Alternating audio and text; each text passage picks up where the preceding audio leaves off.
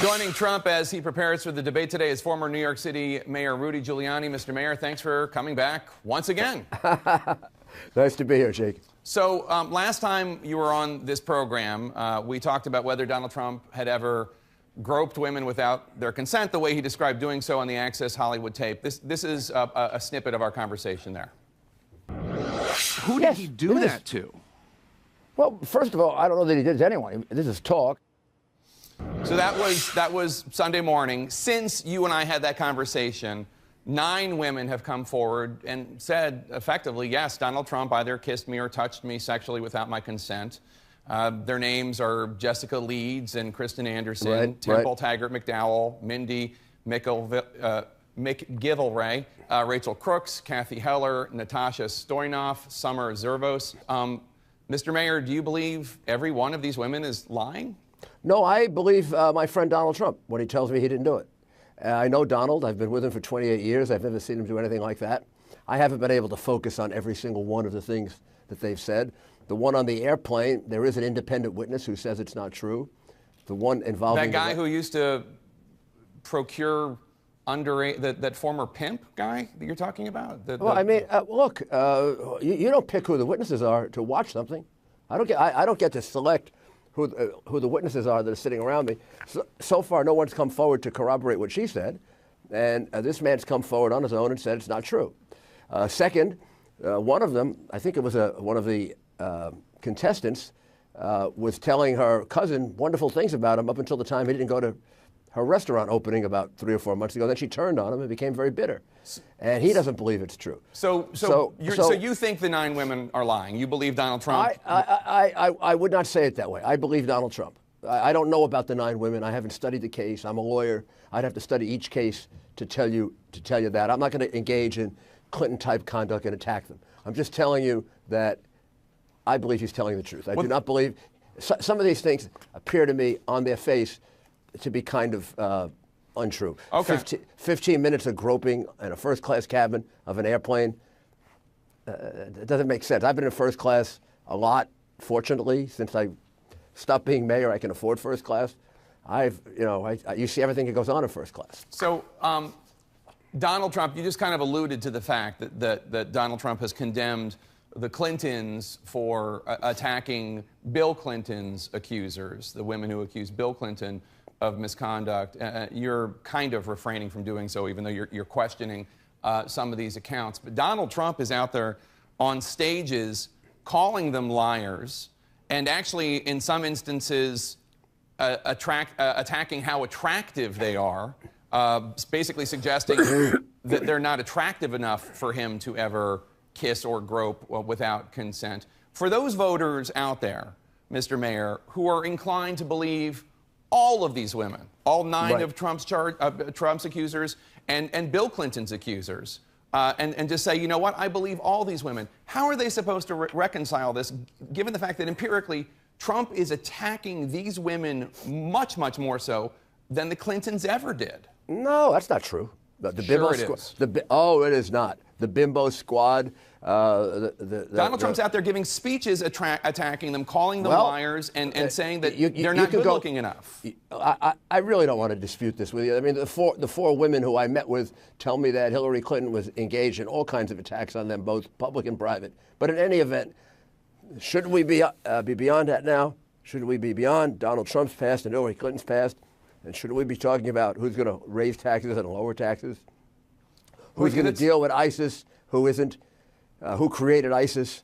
What are we going to do in Somalia, where obviously we have a ground war going on in Somalia? Although the president says no boots on the ground, we have boots on the ground. Yeah, these are things that Donald Trump is not mentioning in his speeches at all. Donald Trump's speeches, as you know, are basically he goes out there and he attacks the women who are accusing him. And by the way, when you talk about shouldn't we be over this, Donald Trump, the women that you just referred to, the 3 women who accused Bill Clinton of sexual assault or worse, and the woman who Hillary Clinton was a court-appointed attorney to represent her rapist, those 4 women, Donald Trump brought them to the Republican debate. It's not the media making sexual assault this issue. Donald Trump is the one making sexual assault an issue. They asked to come.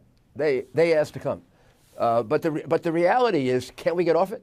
I mean, do we have to take the bait? I mean, why don't... The fact is, I was with Donald Trump all day yesterday. He mentioned the women for about 2 or 3 minutes, and then he talked about trade.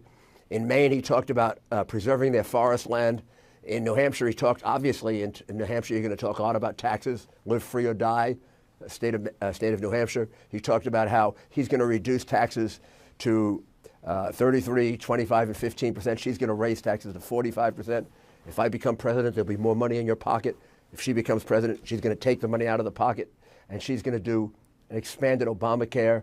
He pointed out that in WikiLeaks, she's told us what we've always known, that she prefers socialized medicine. You know, I find WikiLeaks very refreshing. This is the Hillary Clinton I always knew existed. I just never had proof of it. People would say to me, she's a socialist. And I'd say, okay, but you can't prove it. Well, she was in Canada. She's talking to the Canadian bank or whatever. She says, I like your system, your socialized system of medicine a lot better than ours. Mm-hmm. So, or I say something private that's different than something public. I've always known she was a liar and over and over and over again a phony.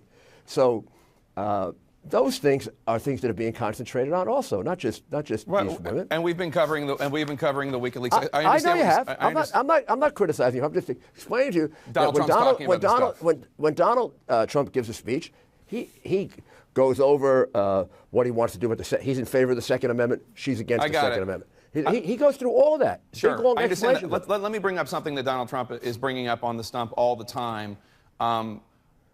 First of all, I mean, I think you would agree with the premise that our form of government has been strong because politicians accept the outcomes of elections, especially the most notable example in recent history with then Vice President Al Gore conceding after the very intense Florida recount. I want you to take a look at what a Trump supporter, Dan Bowman of Ohio, told the Boston Globe. Quote, if she's in office, I hope we can start a coup. She should be in prison or shot. He's a 50-year-old contractor. There's going to be a lot of bloodshed, but that's what it's going to take. I would do whatever I can for my country.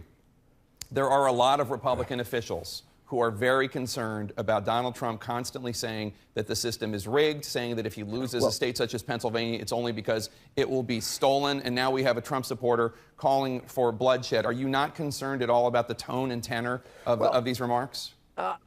I've dealt with wacky jerks on my side and against me for too long to blame it on the candidate. You can find just as many wacko nuts on her side that write us horrible and awful things. So when he talks about a rigged election, he's not talking about the fact that it's going to be rigged at the polls. What he's talking about is that 80 to 85% of the media is against him. That when you look at the New York Times and you pick it up every morning, on the top of the paper, there are 3 stories that are anti-Trump.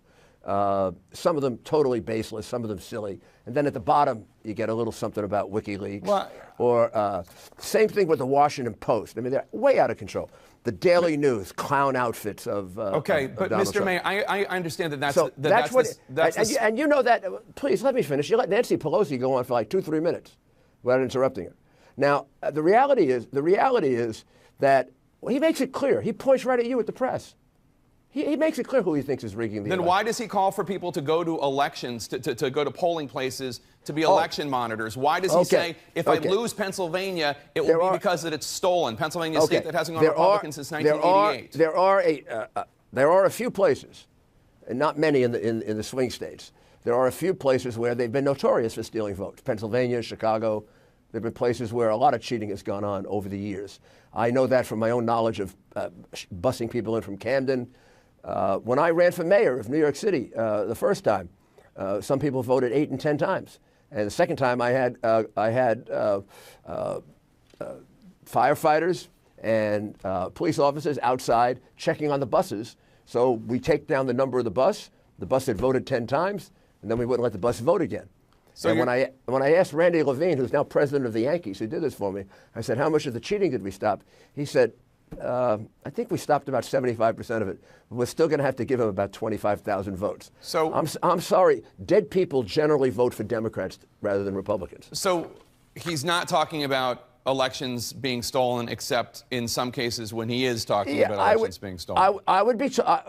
If you want me to tell me that I think the election in Philadelphia and Chicago is going to be fair, I would have to be a moron to say that. I mean, I would have to dislearn everything I learned in 40 years of being a prosecutor. The Republican Party of Philadelphia would disagree with you. They looked into the allegations from 2012, and they said that there was nothing irregular with what happened there. Yes, there are areas where people only voted for Obama, just like in Utah, there are places that only voted for Romney. Maybe there are situations in which it's right. I remember a case when I was Associate Attorney General where 720 dead people voted in Chicago in the 1982 election.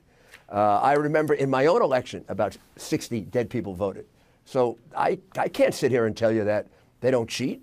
And I know because they control the polling places in these areas, there are no Republicans, that it's very hard to get people there who will challenge votes. So what they do is they leave dead people on the rolls, and then they pay people to vote those dead people 4, 5, 6, 7, 8, 9.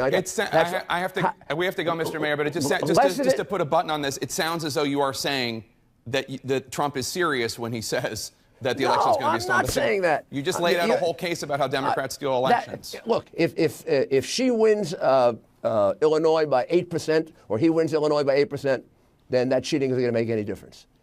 If he wins Pennsylvania by 5 or she wins by 5, it'll make no difference. If it's a 1 or 2 point race, it could make a difference in a few places. Not going to make a difference in Indiana, not going to make a difference in North Carolina, not going to make a difference in a lot of other places. Well, that's not traditional cheating. That's not an affirmation of the way our elections are held in this country. But we do cheat. We have people who cheat in elections. I mean, you're saying only Democrats cheat. I've found very few situations where Republicans cheat. They don't control the inner cities the way Democrats do. Maybe if Republicans control the inner cities, they do as much cheating as Democrats. I think there are a lot of elections experts that would have very, very strong disagreements with you. Well, then they never prosecuted election fraud. All right. Mr. Mayor, thank you so much. Appreciate it.